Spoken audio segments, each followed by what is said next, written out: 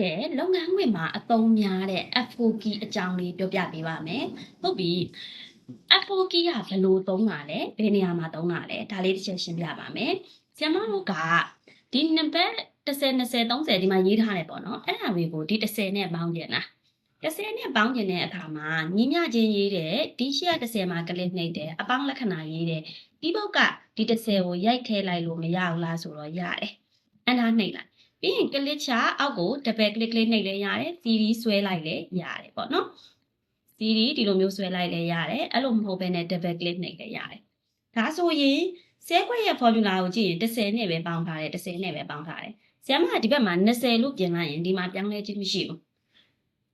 ဘာလို့လဲဆိုတော့ cell reference နဲ့တွက်တာမဟုတ်ဘူးဒီဆဲခွက်ကို click ချပြီးတွက်တာမဟုတ်ဘူးဒီမှာရိုက်ထည့်ထားလို့မလို့ဒါဆိုရင်အဲ့လိုရိုက်မထည့်ဘဲနဲ့ဒီဆဲခွက်နဲ့ပေါင်းကြည့်မယ်ညီမျှချင်းလေးရေးမယ်ဒီရှေ့က10မှာကလစ်နှိပ်အပေါင်းလက္ခဏာနောက်က20မှာကလစ်နှိပ်ပြီးရင် enter နှိပ်ဒီမှာ30လို့ပေါ်သွားပြီပြီးရင်အောက်ကို series ဆွဲချလိုက်အဖြေမထွက်ဘူးဒီမှာ30နဲ့20နဲ့ပေါင်းနေဆိုရင်50ဖြစ်ရမှာဒီမှာ40နဲ့20နဲ့ပေါင်းနေဆိုရင်60ဖြစ်ရမှာဒီမှာလုံးဝအဖြေမထွက်ဘူးအဖြေမထွက်တော့ကျွန်တော်တို့ပုံသင်နည်းကိုစစ်ကြည့်မယ်ဒီမှာပေါင်းထားတဲ့ဥစ္စာတွေမှန်တယ် C4 နဲ့ F2 လာနဲ့ပေါင်းလာဒီမှာပေါင်းထားတာကြတော့ F3 တဲ့ F3 ဆိုတော့ကျွန်တော်တို့သူ့ရဲ့ပုံသင်နည်းကိုစစ်ချင်နေဆိုရင်နှစ်ချက်နှိပ်လိုက်လဲရတယ်ဒါမှမဟုတ်ဘူးဆိုလို့ရှိရင်ကျွန်တော်တို့ဒီ formula ထဲမှာကလစ်သွားထောက်လဲရတယ်ဒါဆိုသူပေါင်းထားတဲ့အကွက်တွေကိုကြည့်လိုက် F3 မှာဘာမှမရှိဘူးဒီမှာလည်းအတူတူပဲဆရာမတို့ကဒီအကွက်တွေနဲ့ပေါင်းထားတာ cell reference ဆိုတာကသူ့အောက်ကအကွက်တွေနဲ့ပေါင်းသွားတာဒီမှာတော့ဘာမှမဖြစ်ဘူးသူ့အောက်မှာစာရေးထားတယ်ဒီမှာဆိုရင်ဆရာမတို့ကဒီလိုမျိုးကြီးတိုင် series ဆွဲချရရင်သိပ်ပြီးတော့အဆင်မပြေဘူးလေဒီတစ်ကွက်ထဲနဲ့ပဲပေါင်းပါမလို့ဒါဆိုရင်ဘယ်လိုပေါင်းရမှာလဲ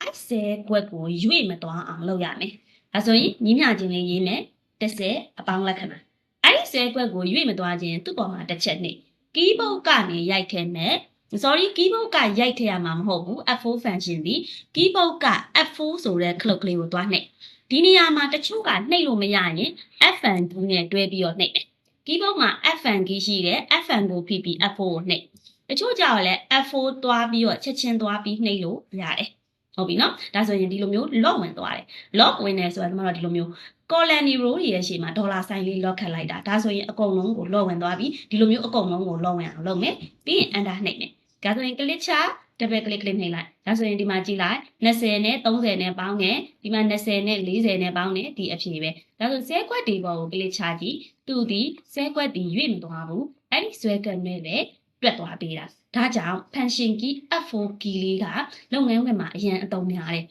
F4 key ကိုမှဆရာမတို့ကဒီ lock ချတဲ့နေရာမှာလည်းအများကြီးရှိတယ်အခုဆိုပါစို့ဆရာမညီမချင်းသူ့ကို lock ချမယ်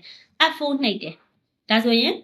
F4 နှိပ်မယ်ဆိုလို့ရှိရင်ဒီမှာဆိုရင် lock ကတစ်ချက်တည်းနှိပ်ရင်ဒီလိုပုံစံမျိုးနောက်တစ်ချက်ထပ်နှိပ်ကြည့်ကျွန်တော်တို့ဘာပဲ lock ဝင်တာလဲဆိုရင် row ကိုပဲ lock ဝင်တယ်နောက်တစ်ချက်ထပ်နှိပ်ကြည့် F ရဲ့ရှေ့မှာပဲ lock ဝင်တယ်နောက်တစ်ချက် F4 ကိုနှိပ်ကြည့် lock ပြုတ်တယ်F4 ကိုနှိပ်ကြည့် lock အကုန်ပြန်ဝင်တယ်ဒါဆိုရင်အခုဆရာမရှင်းပြတဲ့ဥစ္စာကတော့ row တွေ column တွေနှစ်ခုလုံးမှာ lock ဝင်တဲ့အကြောင်းကိုရှင်းပြတာပါနောက်ထပ်ဒီ row ကို lock ဝင်ရင်ဘယ်လိုတွက်ရမလဲ column ကိုဘယ်လိုမျိုး lock ချရမလဲ row တီးတန့် column တီးတန့် lock ချတဲ့နည်းလေးတွေလည်း sharing လုပ်ပေးပါမယ်ဒါလေးလေ့ကျင့်ကြည့်ပါမရတာရှိရင်လည်းလာမေးလို့ရပါတယ်